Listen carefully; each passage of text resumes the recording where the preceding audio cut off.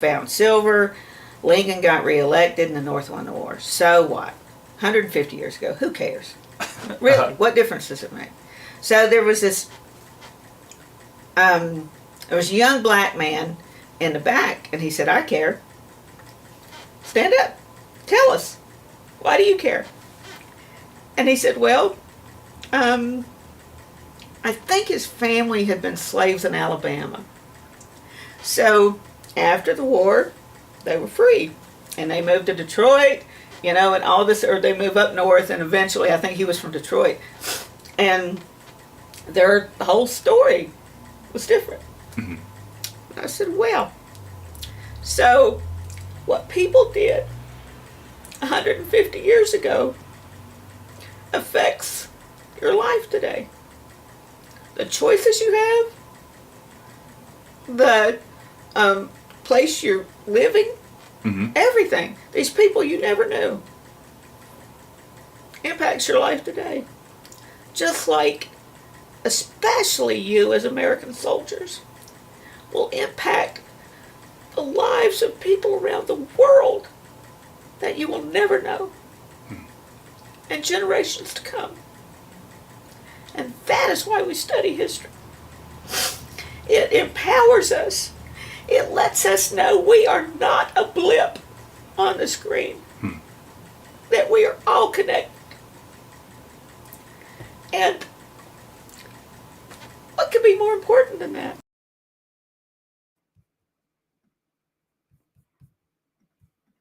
What could be more important than that? All right, am I here? I'm sorry. Yes. What else could be more important than that? That's a very powerful message. Yeah. That was Deb Goodrich. She is a historian who lives here in Oakley, Kansas. She studies Kansas history, she studied world history, and she promotes it through all kinds of activities. And our interview that we had last Monday is super interesting. So stick around to hear what Deb has to say. And I want to say that, that interview was just a couple of days ago. And earlier today, this was just about an hour ago, I was here in Oakley at the Run for the Wall, which is a bunch of motorcycle riders crossing the country, and they stopped in Oakley for lunch. This is them arriving at the Bertrand Park over by the Fick Museum in Oakley. About 400 riders. There were a few hundred Oakley residents out to greet them. Paul Heskett was there to MC the event, and you can see Marshall Ray in the background of this picture, who was organizing things for the VFW Auxiliary. Paul lost his brother in Vietnam, and Marshall lost his son in Afghanistan. And so supporting these types of events is obviously important to them and their families. Many of the riders that were on this run were riding in honor of someone they know that lost their lives in service of this country. And so it's just a great event. The Oakley served them lunch. There were sloppy joes or barbecue for all 400 riders, and they had a great time. The weather was great, which is cool because they were just coming from Colorado where they were in snowstorms yesterday. And then they presented an unveiling of a memorial that local high school student named Braden Gormley designed, and you can see them unveiling it here. And afterwards, they had a moment of silence for anyone you know that you might have lost in service of this country. And this is a great picture of the You Will Never Be Forgotten memorial that the Community Foundation in Oakley helped support financially, and that the VFW Auxiliary, that the VFW and the American Legion all supported. It was kind of a community effort, and just a great event. And I think it's just timely to listen to Deb Goodrich talk about how important history is. And this is 20 minutes ago, right outside the Seeking Context headquarters. All 400 riders rode past on their way to they're going to Junction City, Kansas tonight. And so this is just kind of a fun, you see how much fun these guys are having, how important it is to people in all communities across the country as they're riding past. And so I can stop sharing my screen.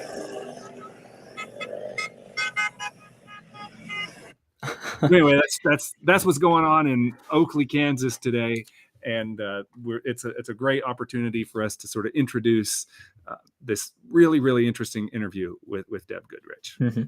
So.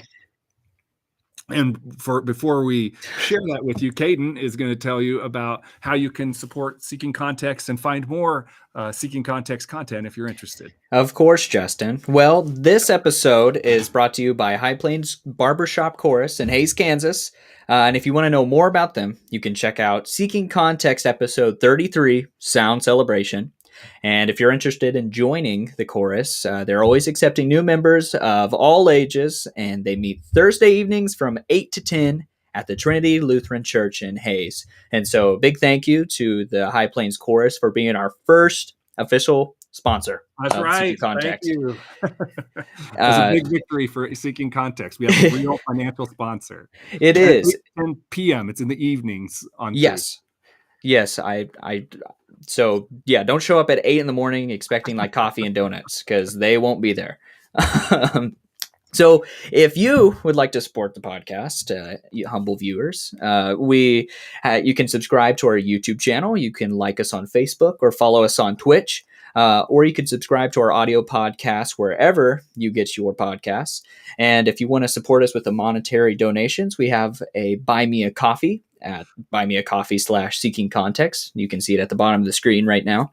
And you can decide how much you want to donate from as little as $1. And it's a one-time deal. You don't have to donate every month, or there's no subscription style. If you do not want to subscribe, don't want to give us money donation.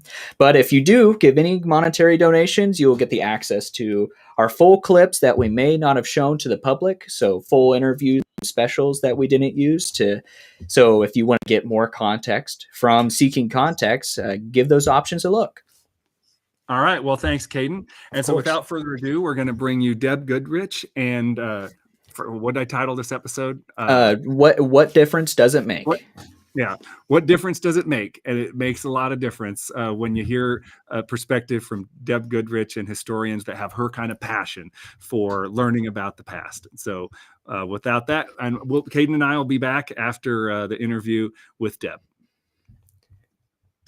Good afternoon. This is Justin at Seeking Context, and I'm here with Deb Goodrich in her home. Deb is a historian in Kansas. I'm going to find out about the life of a historian and everything you've been doing to promote Kansas and to promote study of history of this part of the country. So thanks very much for taking the time to talk to me today. Thanks so much for being interested. And I'm here. We had the eclipse last night. Did you see the eclipse? I did part of it. Yeah, I was actually I was writing, and so I'm like, oh my gosh, the eclipse.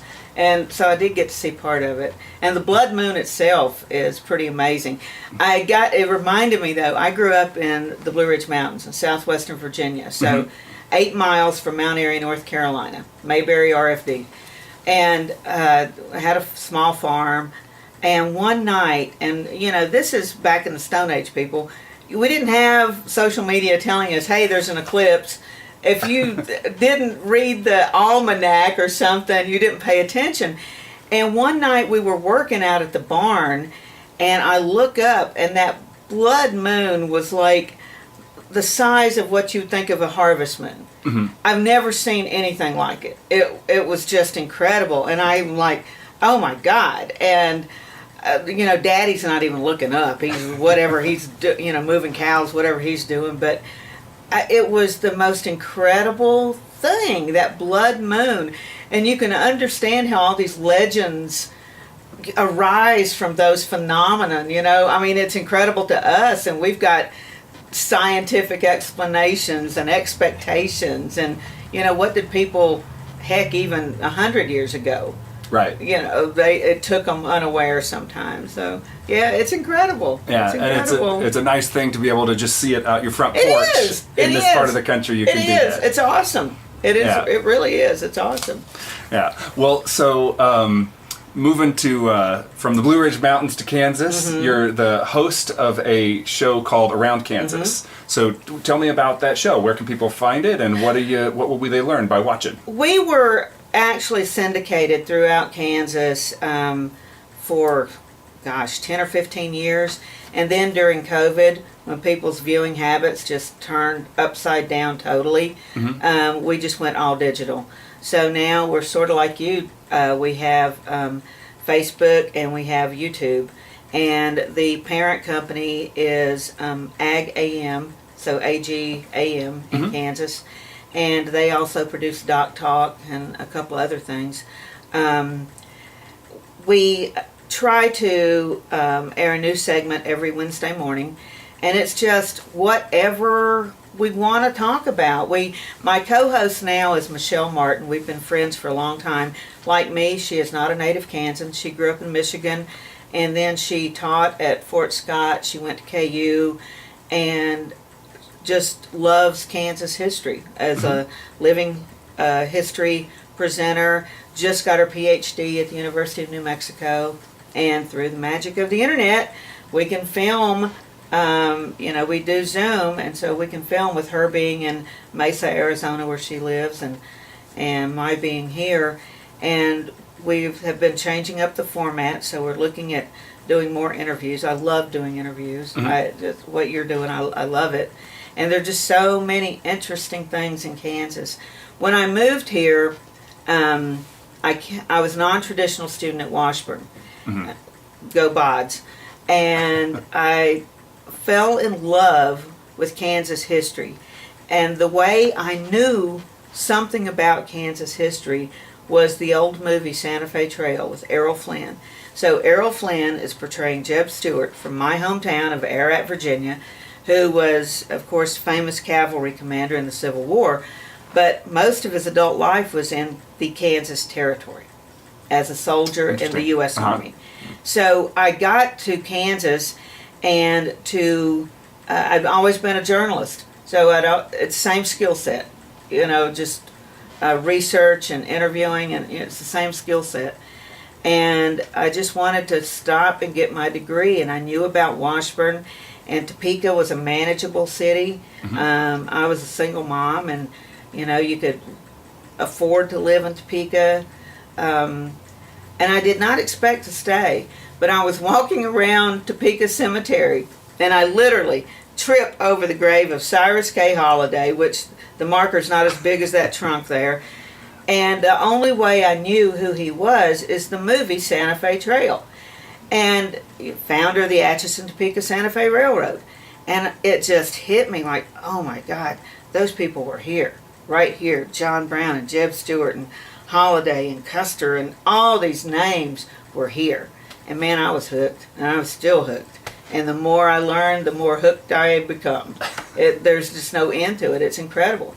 Kansas there may be 5 states that have a unique history. If you look at the original colonies, where I come from, they're all carbon copies. They're the same thing. It's just the same thing. And then you've got Utah, which is a theocracy. You've got Texas, which is a whole republic unto itself. You have these unique things. And then you've got Kansas. We're the only state that can say people moved here to vote. That's incredible. That's just incredible. And we're just at the crux of so many issues in America. The Civil War starts here. You wrote a book on that, right? I did, on the Civil War in Kansas. It's just a good primer.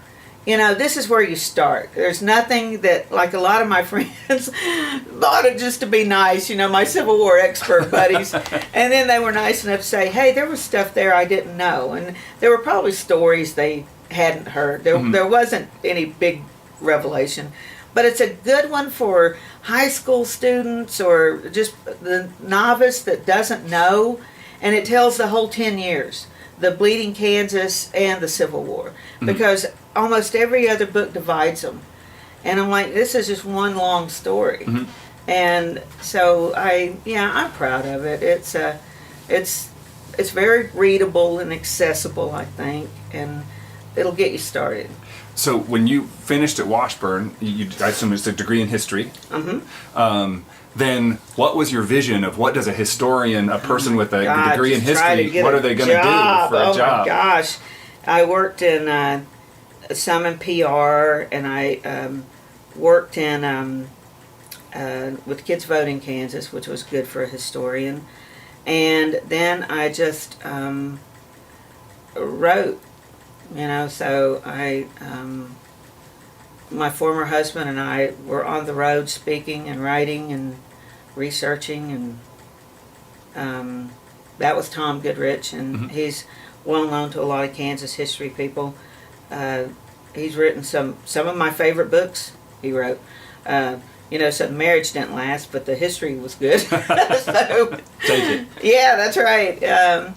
But he wrote War to the Knife, which is one of my favorite books. It's on Bleeding Kansas. And it's like, oh my God, that may be the most fascinating time in American history, right before it all explodes. And you just look at all these people. It's like the nation is this little bitty town, and everybody's mad at everybody, but they're all related.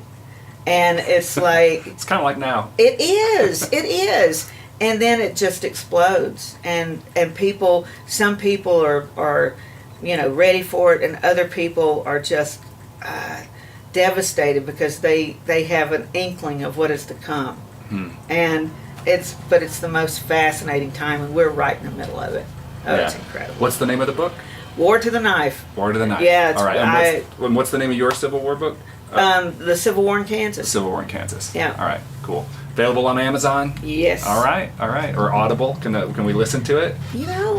No, but we've thought about that. I'd love to do that. I really would. And I've got some people I'd love to read things. So maybe we'll do that at some time. Yeah. And then Michelle, my co-host on Around Kansas, we collaborated on a book, Kansas Forts and Bases. And I love this book. And this is a really popular book. And it's almost like a travel guide, because so many of these places are historic sites that you can visit. Some are still active, like Fort Leavenworth and Fort Riley and McConnell. But you've got, starting with Fort de Cavignac in 1744, the first fort we know of in Kansas. And that was a French installation close to where Fort Leavenworth is now. And it's not boring. It's not just, it's this big, it's that many acres, that many people. Again, it's the stories from people who were there. And Fort Leavenworth figures prominently. Fort Bissell up at Phillipsburg, of course, Fort Wallace and Fort Dodge. And Michelle and I got together and made a list of everything we could think of and kind of split the list. And it was a lot of fun. You mentioned earlier that you've dabbled in fiction. Do you think that like an ability to write fiction helps you write stories that are interesting in nonfiction? Yes, I think the story's at the heart of it. And if you understand what a story is, you can create a nonfiction story, you can create a fiction story. If you understand story and human nature, which is at the heart of all history. Right. That's, unless you're studying prehistoric times, and I don't know how that figures in. I struggle with that. One of your questions was about Thoth's Dragon, the docudrama that we did from Fort Wallace. Really, really low budget.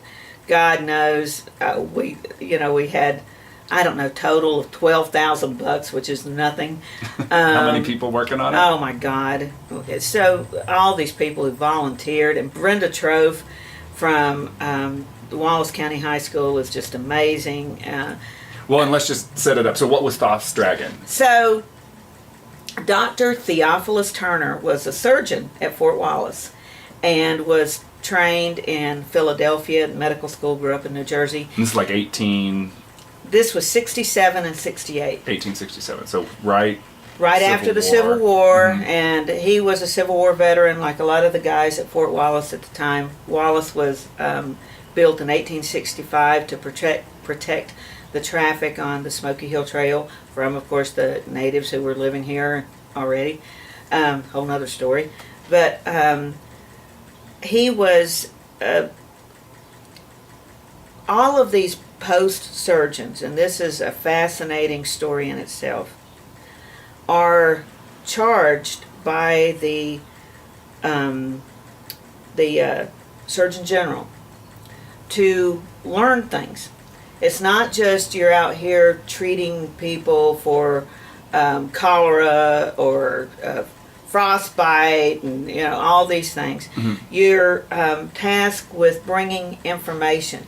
So when you go back east to all these museums like the Smithsonian, the Natural History Museums in Boston and Philadelphia and New York, a lot of those specimens of animals or fossils or plant information were gathered by Army surgeons. And the human remains, especially native remains that were gathered, primarily Army surgeons. So that was part of their job, was to find out the resources that this vast country possessed. And of course, in the middle of the 19th century, paleontology is brand new. This is like, I saw this thing, it was on the internet, I don't know if it's true or not, but it said George Washington died without knowing dinosaurs existed. Because the first dinosaur wasn't discovered until, I think it said 1829 or something. And I don't know if that's true or not. Because just because we don't have an official discovery doesn't mean that there weren't bones around and stories, and we know that there were. But I guess scientifically, officially, that knowledge wasn't out there. So in the middle of the 19th century, it's exploding, that paleontology. So Dr. Turner, accompanied by the post scout William Comstock, Medicine Bill Comstock, discover in Logan County, present Logan County, right on Highway 40, the Twin Buttes, little community of McAllister was on the west side of the Buttes. The ghost town of Sheridan would have been on the east side of the Buttes in the same time period. But those buttes are weird. And if you walk up there, it's on private property, but we've gotten access to it at times. The dirt is different. It's just different. It's really weird. And so this incredible plesiosaur fossil was discovered on the north bank of that buttes, and it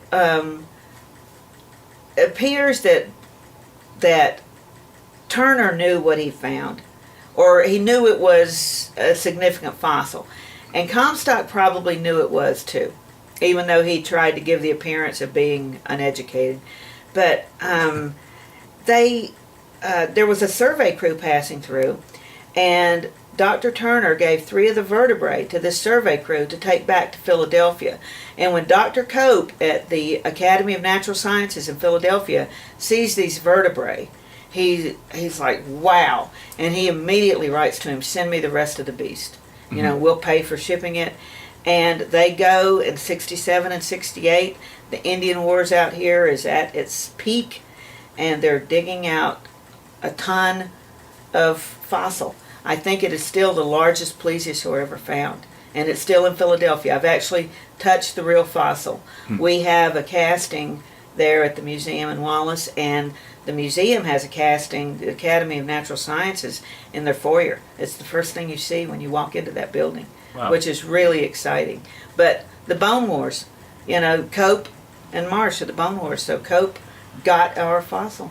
Yeah. Oh, it's just an incredible story. And so, when you were telling that story through this documentary, did you write the documentary? I wrote it, and then a friend of mine, Ian Hall, I chose a fictitious character to narrate it, and I made him a sergeant from Scotland, because we had so many immigrants in the Army, especially Scots and Irish and Germans. So many immigrants in the Army at that time. And so my friend Ian Hall, I call him my token Scottish friend, from Edinburgh, who lives in Topeka, and he narrated, and he made some of it more conversational, more typical of the way he would have said things. Right. And but yeah, it's the story of they're finding this fossil, and within that time, so it talks about the people they knew, Buffalo Bill and Tall Bull and Roman Nose, and the natives that they knew and encountered. And so I'm proud of the story it tells. If we'd have had a bigger budget, we could have done some cooler things. But I'm really proud of the story it tells. Yeah, and how'd you go about like the filming? Do you have just friends that know how to film? Well, Brenda and put all that stuff together. Brenda Trove, she's amazing, and she just did another really wonderful film with her students on the Kidder Massacre. It's outstanding, and that was her genius. Mm-hmm. I mean, she did a phenomenal job.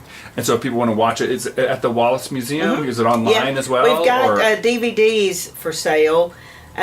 We've never put it online. We may need to do that.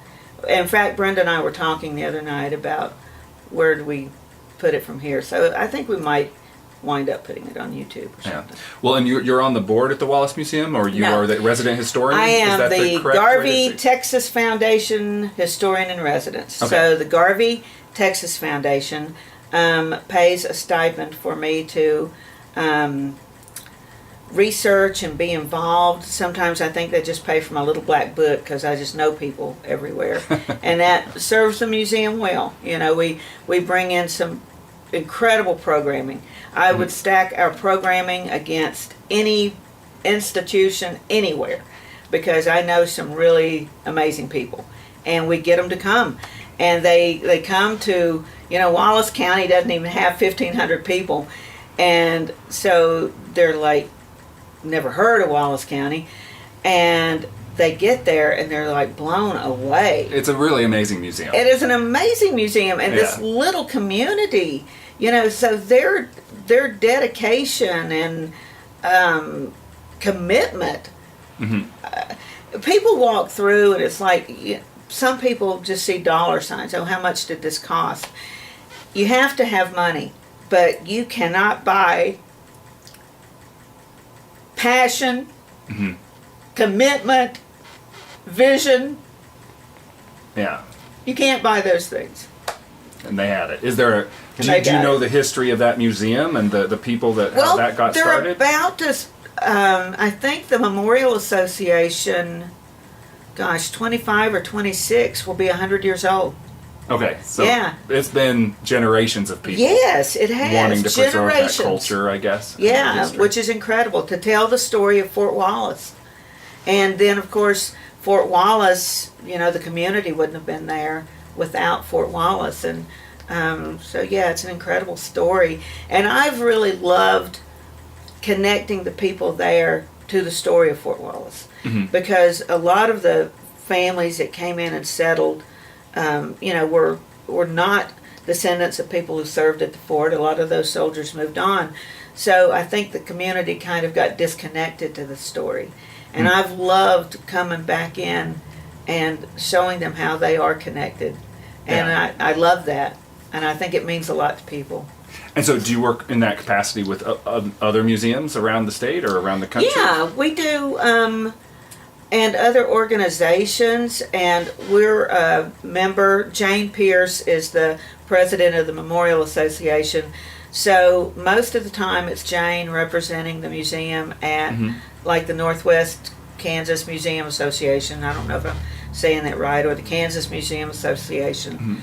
But there's a lot of collaboration, and then we have a lot of organizations. Like I belong to the Order of the Indian Wars, which is just a nerd group of historians that study the Indian Wars.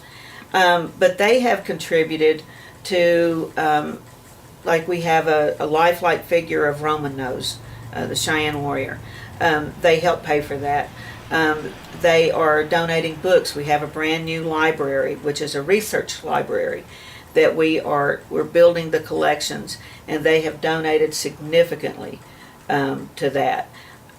So you have these other organizations that have mutual goals, and interests and we've we've done really well with collaborating there. That's great. It so is. And so all of the museums, they're really trying to support each other. Yeah, You see? I think so. And of course, the Smoky Hill Trail Association, we're on the Smoky Hill Trail.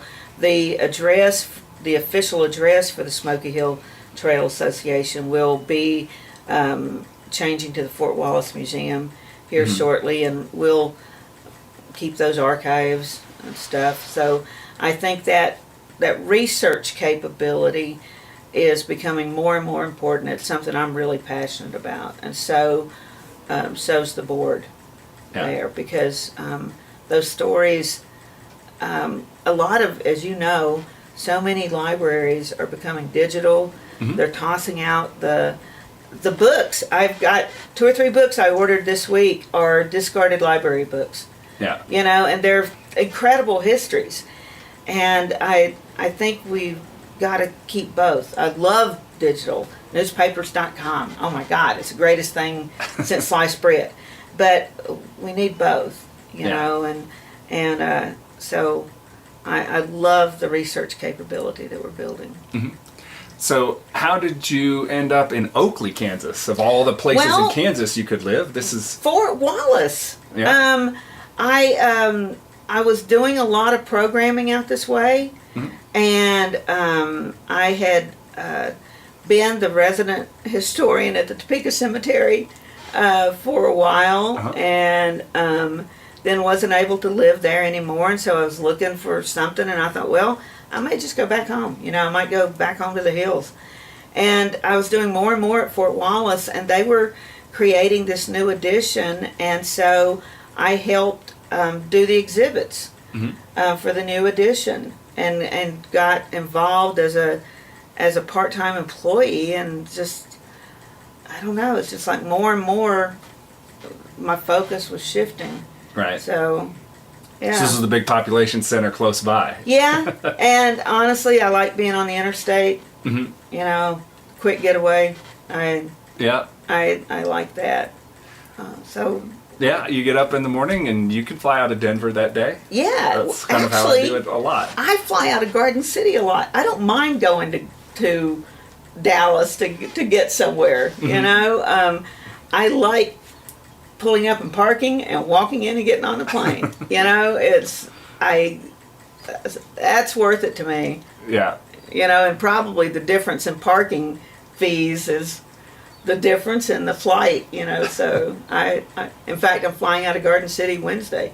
Cool. So, yeah. I've never But you're flown out of right, Garden Denver, my friends, if you want to come out, flying into Denver is no big deal. Right. We'll come pick you up. You can come to Oakley. Yeah, exactly. Yeah. So, okay, you know a lot about Kansas history. There's the Fort Wallace Museum. What other things about Kansas or like places should people be going and checking out?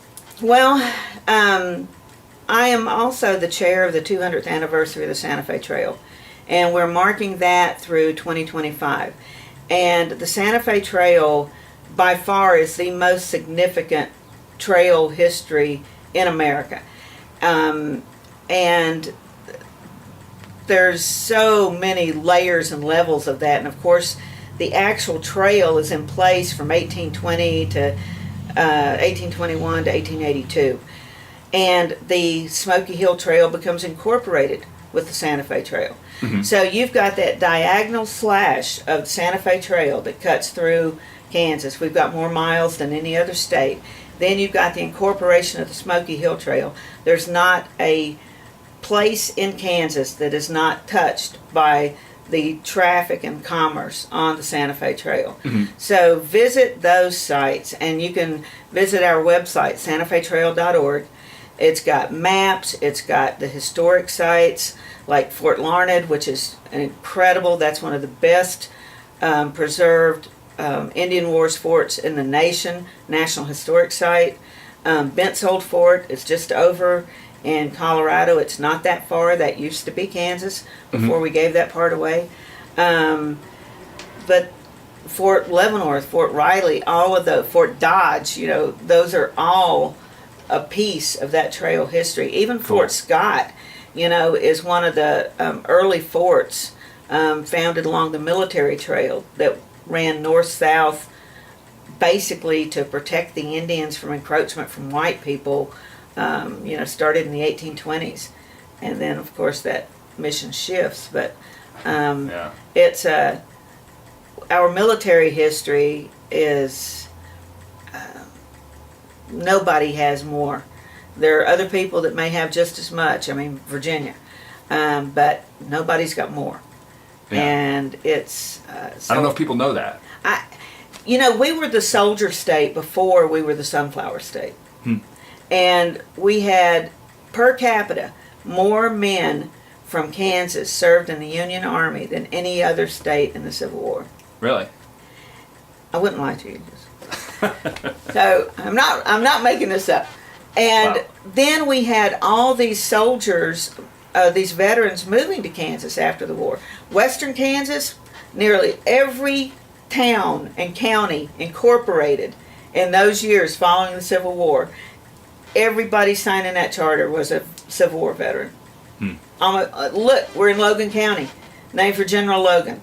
Yeah. Wallace, named for General William Harvey Lamb Wallace. Sherman, Sheridan, they're all around us. These are all Civil War names.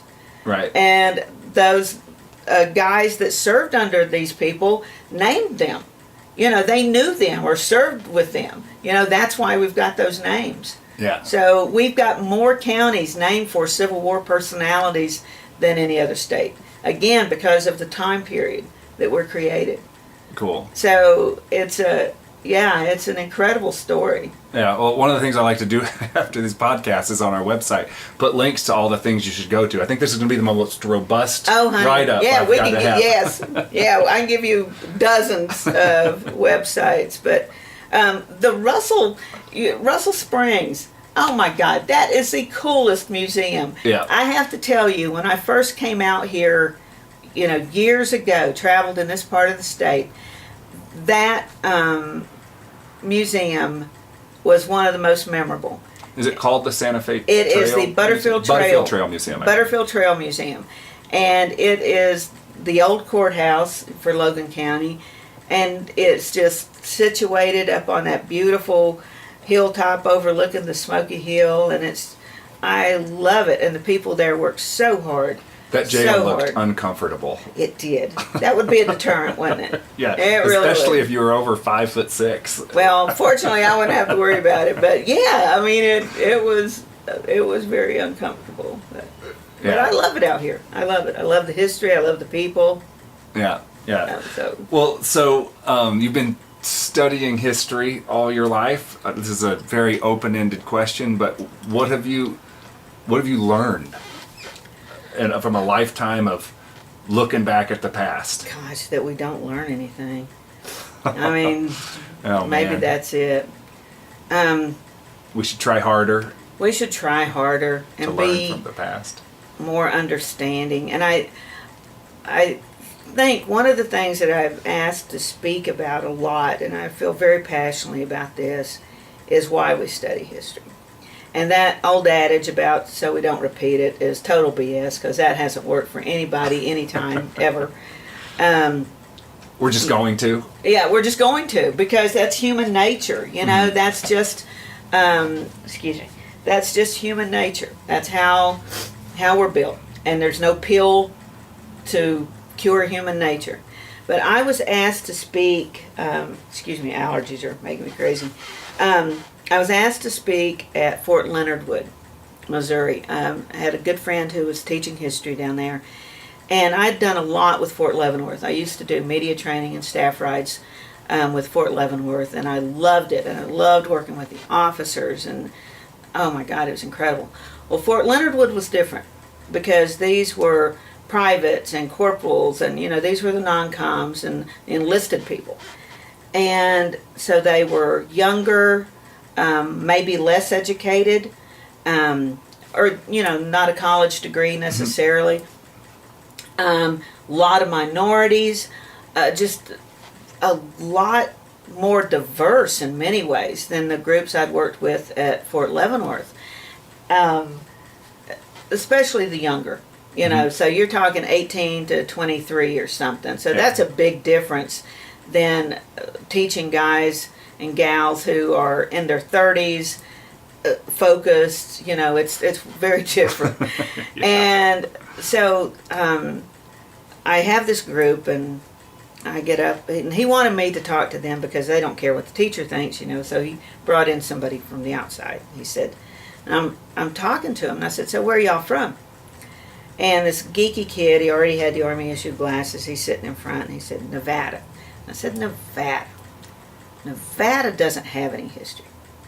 And he gets bent out of shape, and he said, well, yes, ma'am, we do. And he starts talking about the silver strikes and funding Lincoln's campaign, and I'm like, whoa, he was amazing. And I made him stand up in front of people and talk about all this stuff, and he knew it. It was incredible. Mm-hmm. And he sat down. I said, okay, so you guys found silver. Lincoln got reelected, and the North won the war. So what? 150 years ago. Who cares? Really? What difference does it make? So there was this. There was a young black man in the back, and he said, I care. Stand up. Tell us. Why do you care?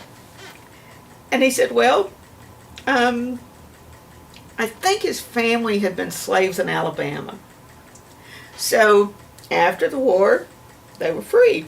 And they moved to Detroit, you know, and all this, or they moved up north, and eventually, I think he was from Detroit. And their whole story was different. Mm-hmm. I said, well, so what people did 150 years ago affects your life today. The choices you have, the place you're living, Mm-hmm. everything. These people you never knew impacts your life today. Just like, especially you as American soldiers, will impact the lives of people around the world that you will never know, and generations to come. And that is why we study history. It empowers us. It lets us know we are not a blip on the screen, that we are all connected. And what could be more important than that? Yeah. So that's what I try to do with history. I try to show people how they're connected, and how we can be grateful to the sacrifices in the past. We can be angry at the mistakes of the past, but that we have to realize those were humans just like us, trying to muddle through, and the days that they were able to rise above whatever crap was going on in their life and do something really incredible, that's worth remembering. And it's worth being inspired by. You know, we can do that too. And if they failed, well, we can do better. Right. We can do better. We've got more knowledge. We're armed with different skills. We can do better. Mm-hmm. So, How do you think we can get people to? Well, I guess what are you or the museums doing to get people interested, get people taking a look? I think people have to understand that they're connected to it. I think history, I don't know, it's like the word history to so many people is just dry and dusty. And, you know, the same people who read the National Enquirer, the nose into other people's lives, won't pick up a history book. And it's like, honey, if you knew what was going on in that history book, you know, it's the ultimate nosy. You read people's letters, things they would never share publicly. You know, it is the... That's true. It's journals and love letters, yes, isn't it? Yeah. Yes. And I feel guilty sometimes. I'm like, Verena Davis, who was Jefferson Davis, the president of the Confederacy, his wife, is one of the most fascinating people in history. And I read her letters, and I'm like, oh my God, in the real world, she wouldn't have given me the time of day. And, I mean, there would have been no connection. And why would she share her private life with me? There would have been no reason for her to do that. and she was a very private person. And here I'm reading these comments that, oh, she would just die to know that people actually knew she said or thought those things. She's writing her. Yeah, she's writing, and her best friend or her husband or family or sister, and I'm looking at these letters, and you do feel like a voyeur sometimes, but again, it's a reminder these are real people. Yeah. They were dealing with the same junk, just in different clothes. The same crap we have in our lives. Yeah. The family is driving you crazy. Here you're the leader of the free world or whatever, and Abraham Lincoln, and look at the family problems he's got. It's nobody's immune from life. Everybody's got it going on, and I think what we do at the museum, like with the encampments that we do, especially we have an encampment with living history presenters in the fall. This year it's September 9th and 10th. So we have over 1,000 students come on that Friday from this area. And they see hands-on, and they listen to people telling their stories, and they get to touch stuff. And it's just, they're actually working oxen, or you've got the blacksmith, or you've got the buffalo hunter. And this is what we were doing. And if they can see it and touch it and realize, yeah, they were just like us. How young people were, and it's like these kids that are. Oh, I know. That just kills me. I'm like, oh my gosh, the soldiers at Fort Wallace. I mean, you've got kids, you've got Medicine Bill Comstock, a legend. He was in his 20s when he died. Wild Bill Hickok, 30-something. Just like Hamilton, makes you feel bad about it your whole life. It does. It's like, what have I accomplished? Oh my gosh, I got to get something done here. But yeah, well, what is on the agenda? You've got for the coming year,s Deb Goodrich. You got any big projects in the hopper? Okay, this is the big one right now, the Contested Plains. The movie. So the Contested Plains is a docudrama written by myself and my friend Ken Spurgeon. And Ken is an award-winning filmmaker. I've been privileged to be involved in several projects with Ken. He's also the director. He is an amazing director. He's as good as anybody. He's really incredible. So this is the story of the German family massacre. Again, right here in Logan County. This was the epicenter of the world. And this is a family devastated by the Civil War, and they're in 1874 crossing Logan County, headed to Colorado, when they are attacked by a raiding party of Cheyennes, and 5 family members are killed and 4 are taken captive. The raiding party of Cheyennes are survivors of the Sand Creek Massacre and the Battle at the Washita. It's just like, how much heartbreak can you get in one place? It's devastating. And this has been a really challenging film. We have historians that are offering their expertise, but the actors that we have involved are incredible. And so we're looking at a release date of August 1st, and we'll keep you notified, and we'll have some screenings. But Mo Brings Plenty, who's in Yellowstone, everybody knows Mo. Mo's been out to the museum to do stuff with us before. He's like on his star meters, just climbing right now. And we're so privileged to have Mo portraying the Cheyenne Chief Stonecalf. And Buck Taylor, R.W. Hampton, who's a wonderful Western performer, Wyatt McRae, who is, for all you old movie buffs, Joel McRae's grandson, nicest man on the planet, plays Frank Baldwin, one of the lieutenants out here, and it's just...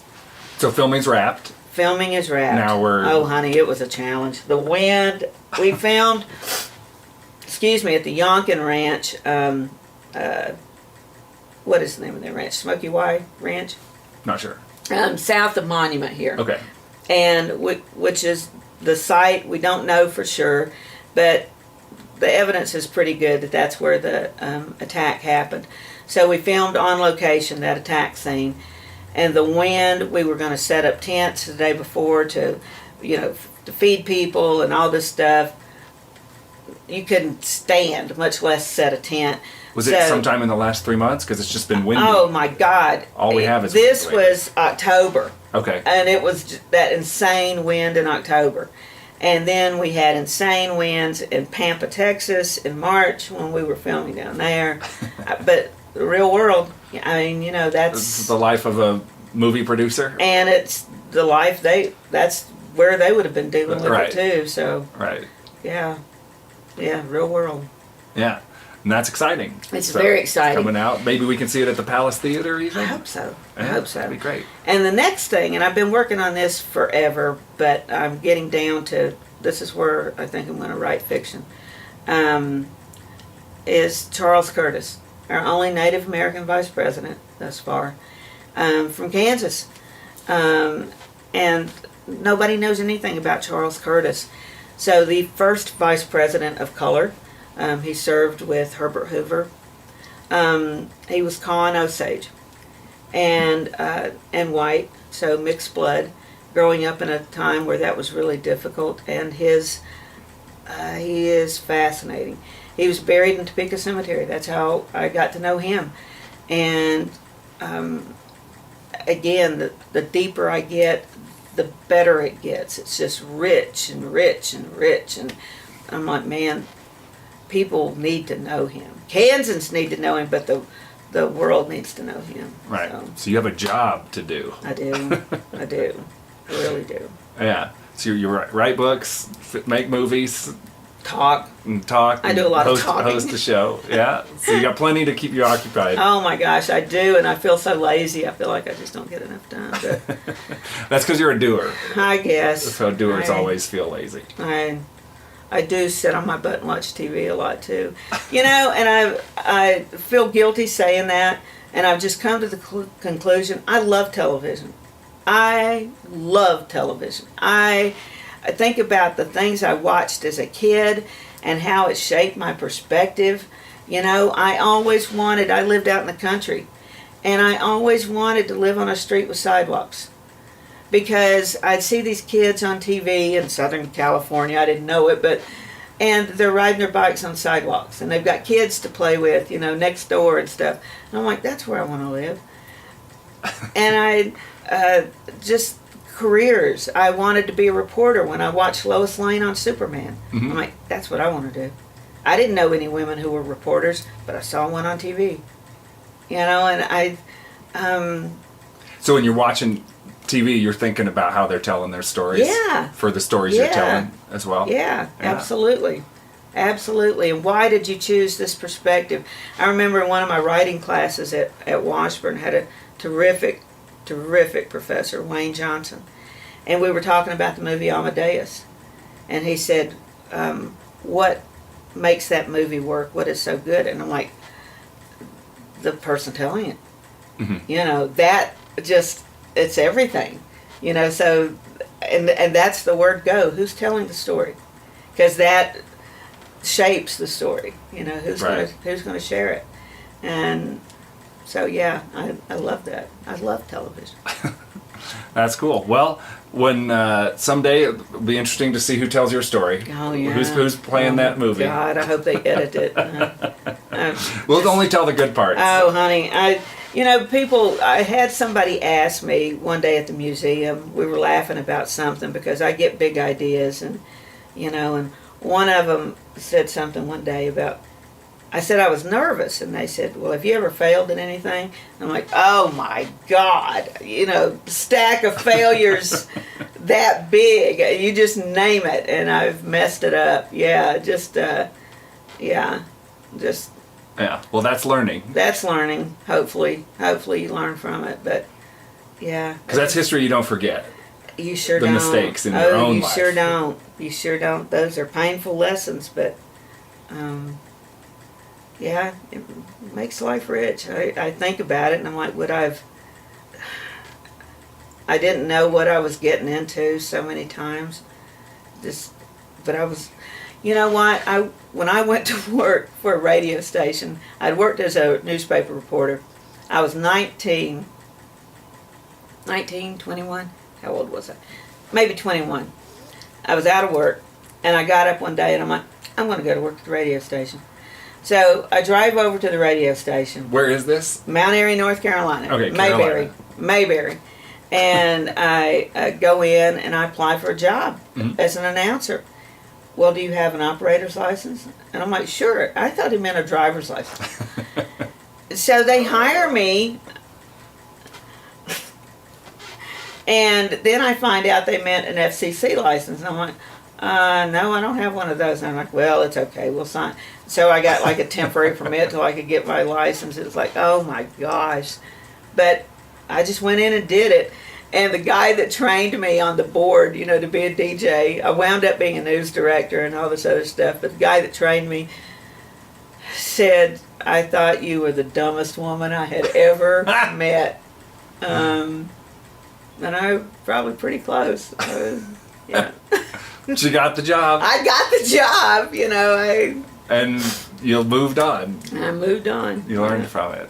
Yeah, well, that's great. Well, your reputation precedes you. Multiple people told me I've got to go talk to Deb Goodrich. I'm they're so glad happy. you did. They're so happy that you're here in Oakley and that you're Oakley's telling a stories great about town. Kansas and telling stories about history in general. So Thank you. Thanks so much for what you do, and thanks for talking with me today. And well, I got to start writing the list of all the things we have to tell people to go see. I know. That's exciting. That's right. All right. Well, thank you so much. Thank you. All right.